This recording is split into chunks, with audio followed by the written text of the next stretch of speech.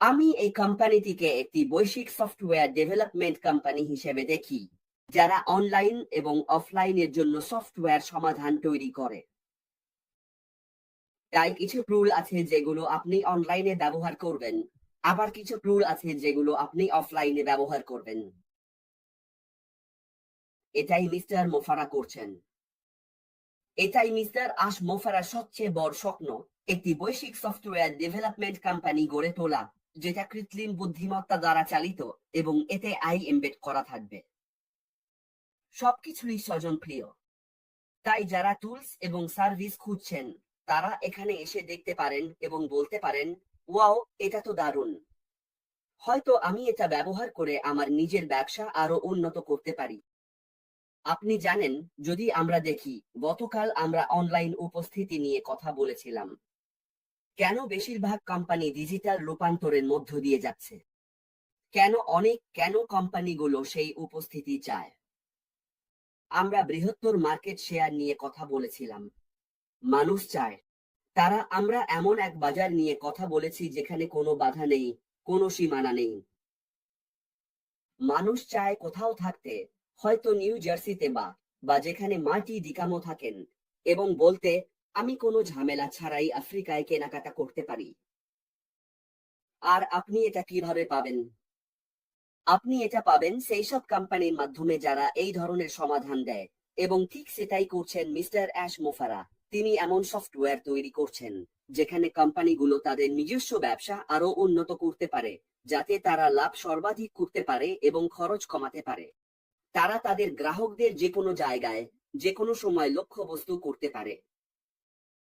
আপনি জানেন, তারা তাদের গ্রাহকদের লক্ষ্যবস্তু করতে পারে। তারা জানতে পারে, আমি এখানে সময় নষ্ট করব কেন? হয়তো আমি এখানে যা তৈরি করছি কেউই সেটা পছন্দ করছে না। যদি আমি মিস্টার মোফারাকে ফোন করি, দয়া করে আপনি কি আমার জন্য এমন একটা সফটওয়্যার তৈরি করতে পারেন যা আমাকে আরো বেশি দৃশ্যমানতা দেবে? আপনি কি এমন সফটওয়্যার তৈরি করতে পারেন যাতে আমার কোম্পানি অনলাইনে আরো বেশি দৃশ্যমান হয়? মিস্টার অ্যাশ বলেন, হ্যাঁ, আমরা এটাকে একটা প্রকল্প হিসেবে নেব। চলুন আপনার জন্য কিছু তৈরি করি, অথবা আমাদের কাছে এটা ইতিমধ্যেই আছে, এটা একবার দেখে নিন। এটাই বাজার। এগুলো সব ক্লাউড ভিত্তিক সমাধান। মিস্টার অ্যাশ এটা এমন ভাবে তৈরি করেছেন যাতে এটা ক্লাউডে থাকতে পারে, যাতে সবাই অংশগ্রহণ করতে পারে। যেসব কোম্পানি তাদের ব্যবসা সফটওয়্যারের মাধ্যমে আরো উন্নত করতে চায়, যারা প্রশিক্ষণ দিতে চায়, তাদের কি হবে? এখন আর কেউ প্রশিক্ষণের জন্য কোথাও ভ্রমণ করে না। যদি তারা ইন্টারভিউ নিতে চায়, তারা বলে, তুমি জানো তো, আমরা তোমাকে কল করব, জুমে অনলাইনে এসো, এইটাতে অনলাইনে এসো। ধরুন এমন কোনো কোম্পানি আছে যারা আপনাকে এমন একটি যোগাযোগের টুল দিতে পারে যেখানে আপনি কি করতে পারেন? আপনি অনলাইনে রিক্রুটমেন্ট করতে পারেন, যা সস্তা, ব্যবহার বান্ধব। ঠিক এটাই মিস্টার অ্যাশ মোফারা করছেন। ব্যবহারকারীদের জন্য কিছু দিচ্ছেন, আপনার সামনে তুলে ধরছেন। তাহলে এটা একটি সফটওয়্যার ডেভেলপমেন্ট কোম্পানি, একটি সফটওয়্যার কোম্পানি। এটা কোনো অনলাইন প্ল্যাটফর্ম নয়। মানুষ তাদের পণ্য ব্যবহার করে নিজেদের ব্যবসা উন্নত করতে, অনলাইনে উপস্থিতি তৈরি করতে। মিস্টার অ্যাশ বলেছেন, আমি আপনাকে অনলাইনে উপস্থিতি তৈরি করার সুযোগ দেব, তবে আমি সফটওয়্যার কোম্পানি। আমি আপনার চাহিদা অনুযায়ী তৈরি করব যাতে আপনি অনলাইনে দৃশ্যমানতা পান। তাহলে আপনি কিভাবে তাদের জন্য স্বস্তির কারণ হবেন? ঠিক আছে, মিস্টার মুফারা যা করছেন, তিনি কেবল দায়িত্বে আছেন। তিনি এক ধরনের পাওয়ার হাউস। এটা এমন নয় যে এটা কোনো ব্যবসা, অনলাইন ব্যবসা যেখানে আপনি জানেন মানুষ। এটা আসলে একটি সমাধান, বিদ্যমান অনলাইন ব্যবসা বা যারা শুরু করতে চায় তাদের জন্য সমাধান নিয়ে আসা। কিন্তু আপনি তো বলেছিলেন তিনি এমন টুল দিতে পারেন যেগুলো অনলাইন এবং অফলাইনে কাজ করে। তাহলে অফলাইন টুলগুলো কি হার্ডওয়্যারের মতো, নাকি সবই সফটওয়্যার? আপনি যেমন বলেছিলেন, সবই কি ক্লাউড ভিত্তিক? হ্যাঁ, আপনার কাছে অফলাইন টুলও আছে, জানেন তো, যেখানে আপনি বেশিরভাগ কোম্পানির মতো ব্যবহার করতে পারেন। কিছু কোম্পানির কাছে এটা আছে, যেমন মাইক্রোসফটের অফলাইন টুল আছে। আমার অনলাইনে থাকার দরকার নেই, যেমন ভিনসেন্ট যা করছে সেইভাবে ডেটাবেস তৈরি করতে। Vincent database administrator. এই টুলগুলোর বেশিরভাগই অফলাইন। ভিনসেন্ট এগুলো অনলাইনে না থেকেও ব্যবহার করতে পারে, কিন্তু সংযোগ করতে পারে। জানেন তো, এগুলো সব টুল এবং এগুলো খুবই শক্তিশালী, কারণ ডেটাবেস ছাড়া আপনি কিভাবে আপনার কাস্টমারকে দেখবেন? কি আপনি ম্যানেজই করতে পারবেন না, ব্যালেন্সিংও করতে পারবেন না, কারণ এগুলো সব ডেটা নির্ভর। কিন্তু অনলাইনের মধ্যে অন্য সংযোগ হতে পারে, মার্কেট প্লেস হতে পারে। জানেন তো, আমরা কথা বলছি কমিউনিকেশন টুল নিয়ে, হতে পারে হিউম্যান রিসোর্স টুল। ওগুলো অনলাইন হতে পারে, কারণ আমি কোথাও বসে মিটিং করতে পারি। আমি রিসোর্স ম্যানেজ করতে পারি, মানে হিউম্যান রিসোর্স। আমি অনলাইনে আমার পেস্লিপ চেক করতে পারি, এই ধরনের জিনিস। জানেন তো, এগুলো সব অনলাইন টুল। কিন্তু জানেন তো, অনলাইন টুলও আছে, অফলাইন টুলও আছে। ওগুলো হচ্ছে ব্যাকএন্ড টুল, যেগুলো আপনি দেখতে পান না। করেছেন। ঠিক যেটা মিস্টার অ্যাশ মোফারা করছেন। উনি অনেকগুলো প্রোডাক্ট তৈরি করছেন। আমরা প্রোডাক্ট আর সার্ভিস নিয়ে কথা বলছি, কিন্তু এই প্রোডাক্ট আর সার্ভিস কিভাবে বিক্রি করবেন? মিস্টার অ্যাশকেও সেই অনলাইন উপস্থিতি তৈরি করতে হবে, না হলে কেউ আমাদের দেখতে পাবে না। আমাদের কাছে টুলস আর সার্ভিস আছে, আর তারপর উনি তৈরি করছেন, ধরুন কমিউনিকেশন টুলস। তুমি জানো, যাও। আমরা তো, তিনি বলেছেন তিনি সার্চ ইঞ্জিন নিয়ে ভাববেনই না, কিন্তু পরোক্ষভাবে আমাদের যা আছে, মিস্টার অ্যাশ মোফারা যা করছেন, সেখানে অনেক সার্চ ইঞ্জিন থাকবে, যেখানে তুমি কিছু সার্চ করলে দেখবে, ওহো আমার ঈশ্বর, এই কোম্পানির তো এটা আছে। কারণ সাধারণত যখন তুমি অনলাইন স্পেসে থাকো, ডোমেইন আর এসব জিনিসে, তখন মানুষ এখন এই কোম্পানিটাকে দেখতে পাবে। ওয়াও, একটা নতুন কোম্পানি এসেছে, এভাবে সার্চ করলেই দেখা যাবে। এখন তারা কি করে? তাদের আছে এ বি সি, তাদের কাছে এটা আছে। তাদের কাছে এমন টুলস আছে যেগুলো অনলাইনে, আবার এমন টুলসও আছে যেগুলো অফলাইনে ব্যবহার করা যায়, আর এভাবেই কাস্টমাররা ঝাঁপিয়ে পড়বে।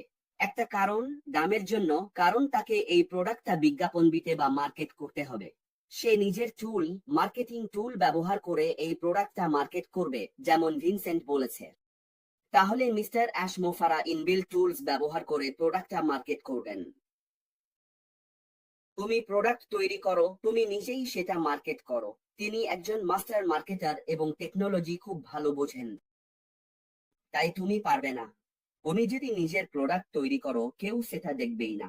তুমি কেমন আছো, তুমি কিভাবে এক্সপোজার চাও, তুমি কিভাবে করবে যাতে মানুষ এটা দেখতে পায়। এটাই সেই চালিত মার্কেটিং, যেটা এগিয়ে যাচ্ছে, আর সেদিকেই দুনিয়া এগোচ্ছে। এখন আর কেউ বিজ্ঞাপনের জন্য বিলবোর্ড লাগায় না। এতে খরচ হয়, কারণ এটা যেন সমুদ্রে জাল ফেলে ভুল মাছ ধরার মতো। তুমি জানো, সে সঠিক মানুষদের, সঠিক মার্কেটকে টার্গেট করতে চায় এমন একটা এআই চালিত টুল বানিয়ে, যেটা তোমার দিকে তাকিয়ে বলবে, এটা সম্ভাব্য কাস্টমার, আসো। না, এটা ভালো কাস্টমার না, ওকে ভুলে যাও। বুঝলে? আর অনেক কিছু চলছে, অনেক কিছু ফিল্টার করা হচ্ছে এই কাস্টমারদের বাছাই করার জন্য, যেন বলা যায়, দেখো, আমাদের 8.5 বিলিয়ন ইউজার আছে, কিন্তু এই 8.5 বিলিয়নের মধ্যে কারা আসলে আমাদের প্রোডাক্ট খুঁজছে। যেমন আমরা বলেছি, সে অন্য ব্যবসা ধ্বংস করতে আসেনি, না, সে সমাধান দিতে এসেছে।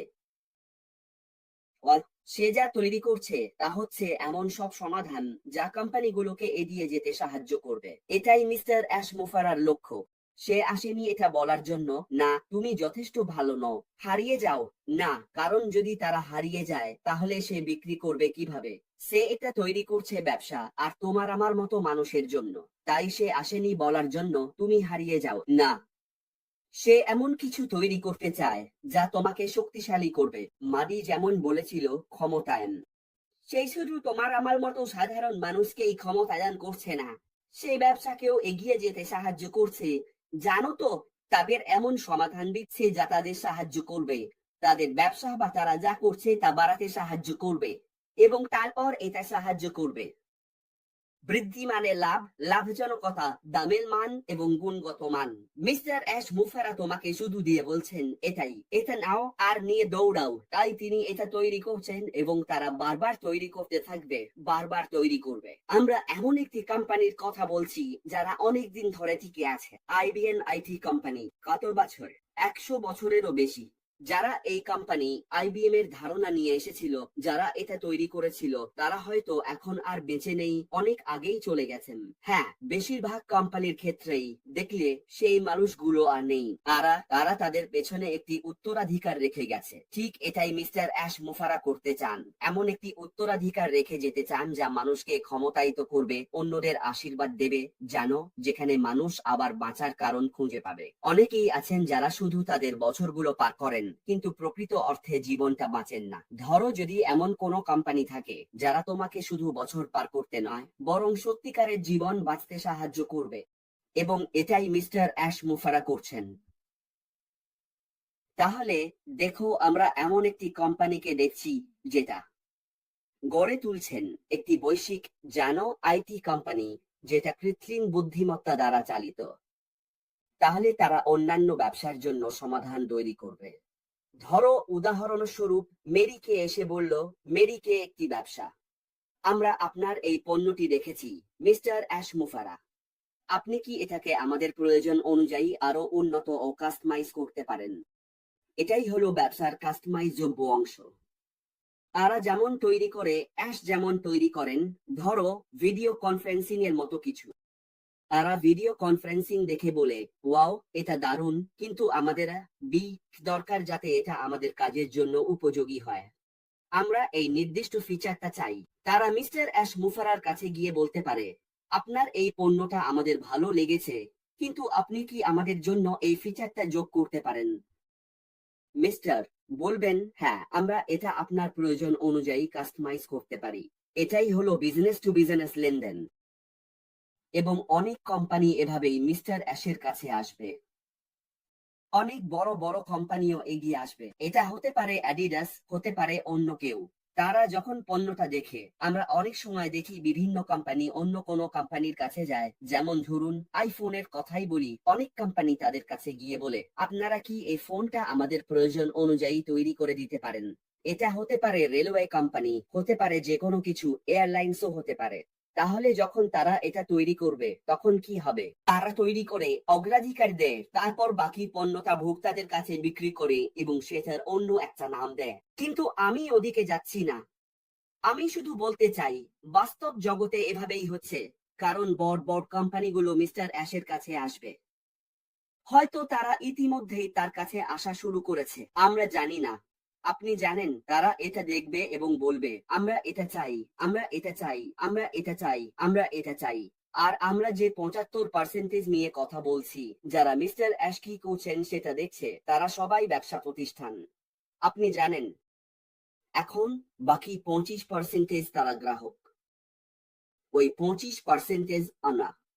আমাদের জন্য কিছু আলাদাভাবে তৈরি করার দরকার নেই, কারণ হয়তো আমার নিজের কোনো ব্যবসা নেই, আমি আমার ব্যক্তিগত জীবনে ব্যবহার করতে চাই। এটাই হলো ব্যবসা বিদুইক। আমি যেমন আছে তাতেই খুশি। এটা যা করছে ঠিক তাই করছে।